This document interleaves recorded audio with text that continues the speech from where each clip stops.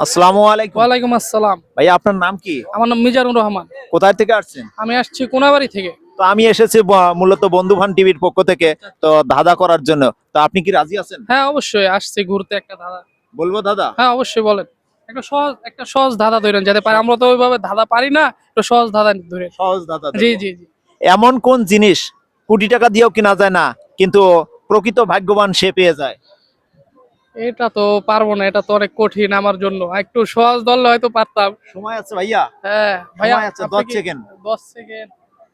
চেষ্টা করেন, চেষ্টা করলে পেয়ে যাবেন। কি কি বললেন আবার একটু বলেন। এমন কোন জিনিস তো কোটি টাকা দিয়েও কিনা যায় না, কিন্তু প্রকৃত ভাগ্যবান সে পেয়ে যায়? লোহাটারের জিনিস কিছু হবে?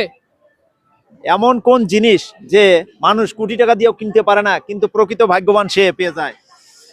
মানে একটু কুলু দেন কিছু, আমরা তো বুঝতে পারতাছি না, একটু কুলু দেন, একটু সহজ করে দেন। আমি এসেছি গুগলি ধাঁধা করার জন্য, রোমান্টিক ধাঁধা ভাইয়া।